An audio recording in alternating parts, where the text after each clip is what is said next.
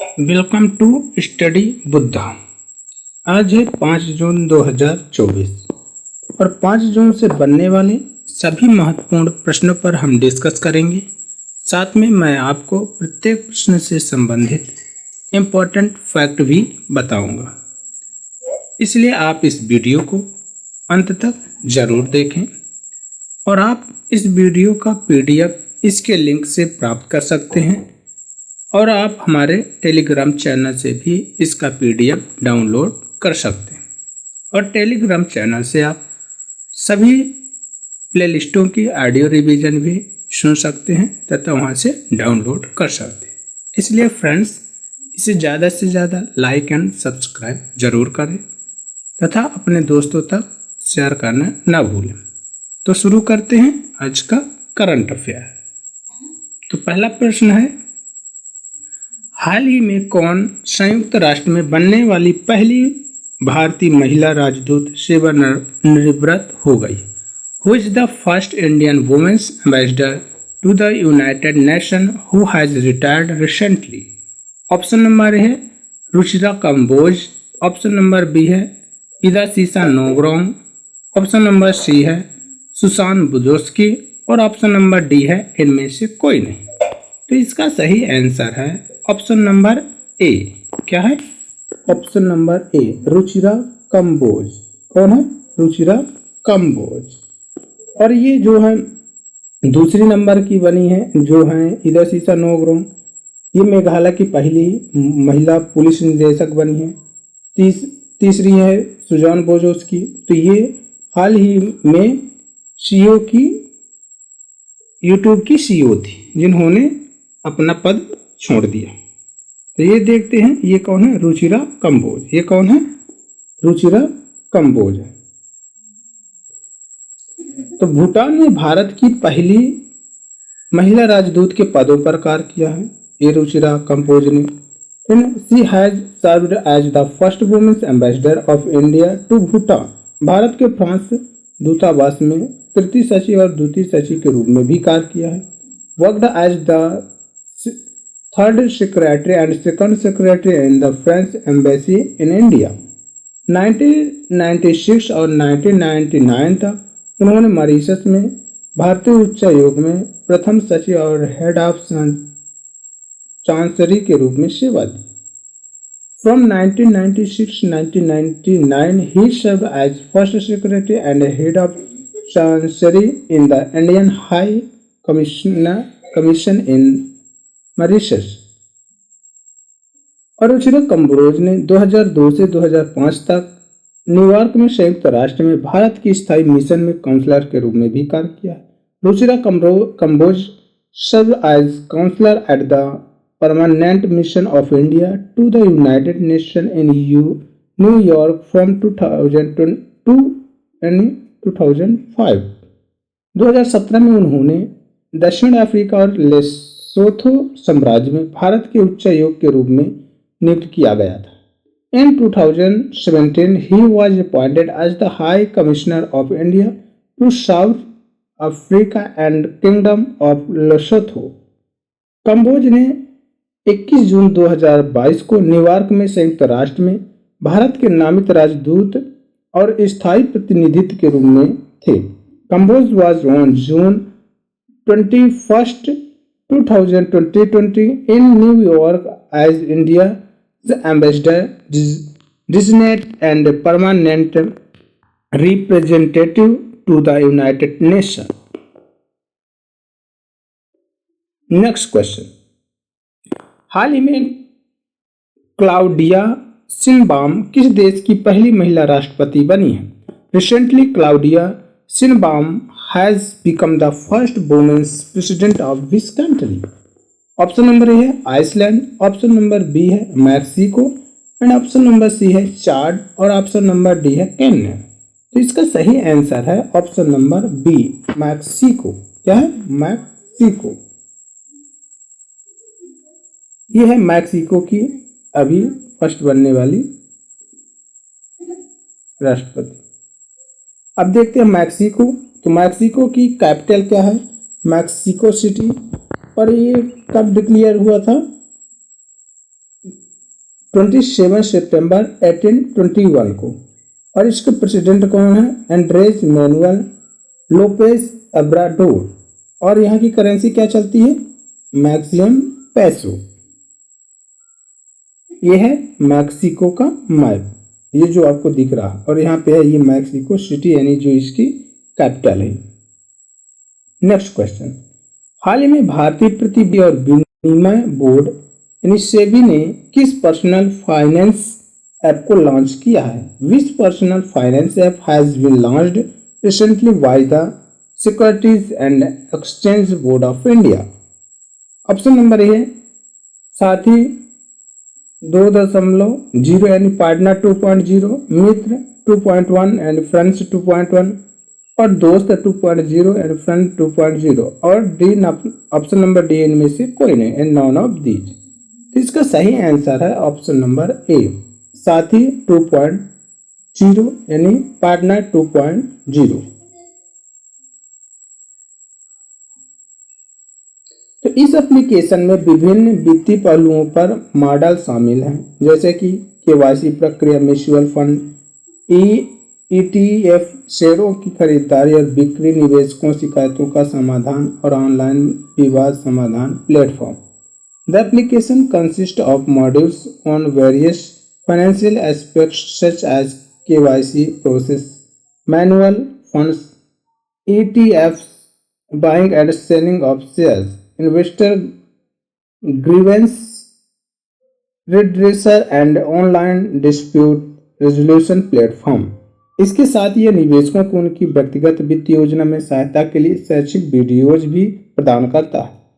Additionally, it also provided educational videos to help investors in their personal finance planning. Next question. हाल ही में किस राज्य में नया IIM कामरूप शिक्षा और अर्थव्यवस्था को बढ़ावा देने के लिए स्थापित किया गया? And which state recently a new IIM Kamrup was established to promote education and economics? Option number है Gujarat, and option number B है असम, और ऑप्शन नंबर सी है दिल्ली, ऑप्शन नंबर डी है चेन्नई। तो इसका सही आंसर है option number B, Assam. This is correct answer, option number B, Assam. ये है IIM कामरूप, क्या है, जो अभी असम में बनकर तैयार हुआ है। तो असम के मुख्यमंत्री हेमंत बिस्व शर्मा ने शिक्षा मंत्रालय से सैद्धांतिक अनुमोदन की घोषणा की है, जिसमें IIM अहमदाबाद नए संस्थान का मार्गदर्शन करेगा। Assam chief minister Himanta Biswa Sharma announced in principal approval from the educational ministry with IIM Ahmedabad guiding the new institute. यानी जो ये अभी कामरूप बन रहा है, इसका गाइड कौन करेगा? IIM अहमदाबाद। ये है असम, जो आपको ये रेड कलर में दिख रहा है, क्या है? असम है। तो अब असम को देखते, तो असम कब इनकॉर्पोरेटेड हुआ था? 26 जनवरी 1950 को, और इसकी कैपिटल तो आप जानते हैं दिसपुर होती है, और यहाँ के चीफ मिनिस्टर हेमंत बिस्व शर्मा है, और गवर्नर कौन है? गुलाब चंद कटारिया। ये होगा असम के बारे में। नेक्स्ट क्वेश्चन, हाल ही में किसने ग्रीन डे के बेटर न्यूट्रिशन में निवेश के साथ ब्रांड एम्बेसडर भी बनी है? Who recently become the brand ambassador of Green Day with its investment in Better Nutrition? Option number A है PV Sindhu, option number B है Brihat Shoma, and option number C है विस्मया वीके, और ऑप्शन नंबर डी है Naina James. इसका सही answer है option number A, PV Sindhu. This is correct answer, option number A, PV Sindhu. ये कौन है? PV सिंधु है। ये जो आपको दिखाई दे रहे हैं, ये PV सिंधु है। इसमें इस चित्र में आपको ये बीच में जो है, ये है PV सिंधु। तो अब देखते हैं, तो PV सिंधु को तंबाकू नियंत्रण के लिए अभी ब्रांड एम्बेसडर भी बनाया गया था। तो PV Sindhu has been made the brand ambassador for tobacco control. और अभी हाल ही में बृहट शोमा ने स्क्रिप्स नेशनल स्पेलिंग बी का खिताब जीता है। Brihat Soma won the title of Scripps National Spelling Bee. और नैना जेम्स ने महिलाओं की लंबी कूद स्पर्धा में 6.43 मीटर कूद स्पर्धा में स्वर्ण पदक जीता है। नायना James won the gold medal in the women's long jump event by jumping 6.43 meters। और नित्या रामराज ने महिलाओं की 100 मीटर दौड़ में रजत पदक जीता। Nithya Ramraj won the silver medal in the women's 100 metre race. और इसमें विस्मया विके ने महिलाओं की 400 मीटर दौड़ में कांस्य पदक जीता। Vismaya V K won the bronze medal in the women's 400 metre race. Next question, हाल ही में नोकिया ने किस विश्वविद्यालय में 5G 6G संचार अनुसंधान पर सहयोग के लिए समझौता किया है? तो recently Nokia has signed an agreement with विस्का university for corporation on 5G 6G communication research. Option number A है दिल्ली विश्वविद्यालय and Delhi university. Option number B है गति शक्ति विश्वविद्यालय यानी गति शक्ति यूनिवर्सिटी। और ऑप्शन नंबर सी है जवाहरलाल नेहरू विश्वविद्यालय यानी जवाहरलाल नेहरू विश्वविद्यालय JNU। और ऑप्शन नंबर डी है इनमें से कोई नहीं यानी नॉन ऑफ दीज। इसका सही आंसर है ऑप्शन नंबर बी गति शक्ति विश्वविद्यालय यानी गति शक्ति यूनिवर्सिटी। ये इस तरह का 5G का जो अभी लॉन्च किया गया है। तो फिनलैंड की दूर संचार उपकरण निर्माता कंपनी नोकिया ने परिवहन और लॉजिस्टिक क्षेत्र में 5G 6G संचार से संबंधित संयुक्त अनुसंधान के लिए गति शक्ति विश्वविद्यालय यानी GSV के साथ एक समझौते पर हस्ताक्षर किए हैं। Finnish telecoms equipment maker Nokia has signed as the agreement with the Gati Shakti university for joint research related to 5G and 6G communication in the transport and logistics sector। Next question, हाल ही में गोल्डमैन सैक्स ने वित्त वर्ष 2024-25 के लिए भारत की GDP वृद्धि दर कितने प्रतिशत रहने का अनुमान लगाया है? रिसेंटली गोल्डमैन सैक्स has estimated India's GDP growth rate to be what percent for the financial year 2024-25? Option number A है 6.9%। ऑप्शन नंबर बी है 6.7% और ऑप्शन नंबर डी है 6.5% और ऑप्शन नंबर डी है इनमें से कोई नहीं एंड नॉन ऑफ दिस। तो इसका सही आंसर है option number A 6.9%। This is correct answer option number ए 6.9%। ये गोल्डमैन सैक्स थी जिसके अनुसार 6.9% GDP होगी। नेक्स्ट क्वेश्चन, हाल ही में किस देश का चांग-ई 6 मिशन चंद्रमा के सुदूर हिस्से पर उतरा है? Recently which country Chang'e 6 mission has launched on the far side of the moon? Option number A है South Korea. Option number B है चीन and China and option number C है ताइवान और ऑप्शन नंबर डी है Japan. तो इसका सही answer है ऑप्शन नंबर बी चीन यानी चाइना। यह जो अभी चाइना का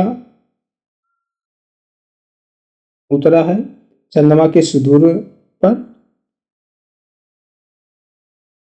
तो चीन ने दूसरी बार चंद्रमा के सुदूर भाग पर अपना लैंडर उतार दिया जिसका काम सबसे पुराने चंद्र बेसिन से चट्टान के नमूने जुटाकर वापस पृथ्वी पर आना है। China has launched its lander on the far side of moon for the second time with the mission to collect rock sample from on the oldest lunar basin and return them to Earth. Japan के वैज्ञानिकों ने अभी हाल ही में दुनिया का पहला लकड़ी का उपग्रह तैयार किया है। जापानी scientist have created the world's first wooden satellites.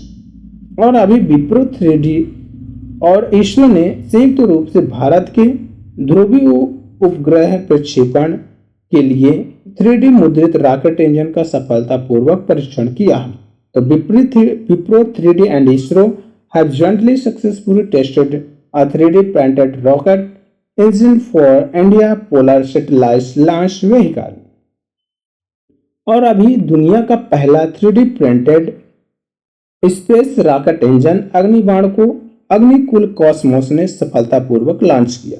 The world's first 3D printed space rocket engine Agnibaan has been successfully launched by Agnikul Cosmos. Next question.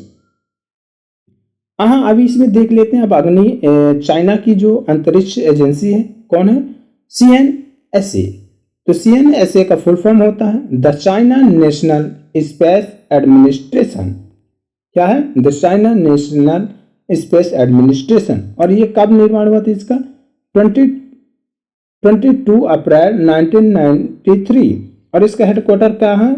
Hadean Beijing में। और इसका एडमिनिस्ट्रेटर कौन है? झांग केजियान। अब आया है चाइना। तो ये है चाइना। क्या है ये? जो आपको ये पूरा दिख रहा है ग्रीन, ये पूरा क्या है? चाइना है। तो देख लेते हैं चाइना। तो चाइना की कैपिटल क्या है? बीजिंग। और इसकी स्थापना कब हुई थी? 1 जनवरी 1912 को। और इसके प्रीमियर कौन है? ली हैंग। और इसके प्रेसिडेंट कौन है? Xi Jinping. और यहाँ की करेंसी क्या चलती है? रैनमिनवी। Next question. हाल ही में साइबर सुरक्षा जागरूकता हेतु लूडो प्लेटफॉर्म जूपी ने किसके साथ सहयोग किया है? तो with whom has Ludo platform Zupee recently collaborated for cyber security awareness? Option number A है Gurugram cyber police, option number B है Delhi cyber police, and option number C है उत्तर प्रदेश साइबर पुलिस, और ऑप्शन नंबर डी है इनमें से कोई नहीं, इन नॉन ऑफ दीज। इसका सही आंसर है ऑप्शन नंबर ए गुरुग्राम साइबर पुलिस। यह है गुरुग्राम साइबर की मीटिंग जहां पे इसकी मीटिंग लगाई गई थी।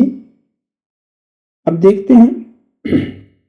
तो साइबर सुरक्षा जागरूकता को बढ़ावा देने के लिए लूडो प्लेटफॉर्म जूपी ने साइबर सुरक्षा समर इंटर्नशिप प्रोग्राम के 11वें संस्करण के लिए गुरुग्राम साइबर पुलिस के साथ साझेदारी की है।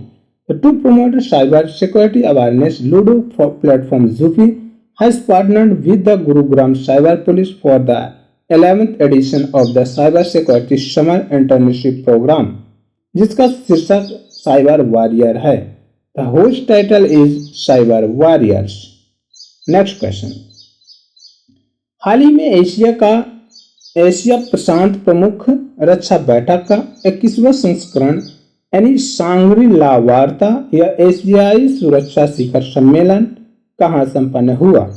Where was the 21st edition of the Asia Pacific Chiefs of Defense meeting, Shangri-La dialogue और Asian security summit conclude recently?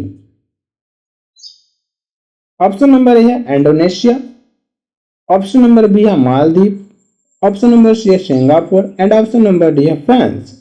इसका सही आंसर है option number C Singapore. This is correct answer, option number C Singapore. तो ये क्या है? Singapore है। ये पूरा आपको जो रेड कलर में दिखाई दे रहा है ये पूरा क्या है? सिंगापुर है। तब देखते हैं सिंगापुर।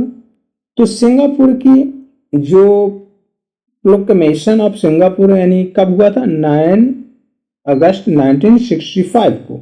और इसकी कैपिटल क्या? सिंगापुर के सिंगापुर सिटी। और सिंगापुर का प्रेसिडेंट कौन है? थर्मन शनमुगरत्न। कौन है? थर्मन शनमुगरत्नम। और इसके प्राइम मिनिस्टर कौन है? Lawrence Wong. ये हो गया सिंगापुर। फ्रेंड्स, आज की ये महत्वपूर्ण करंट अफेयर हो गए। यदि आपको अच्छा लगा हो तो इसे ज्यादा से ज्यादा लाइक एंड सब्सक्राइब जरूर करें और अपने दोस्तों तक शेयर करें। Thanks for watching this video.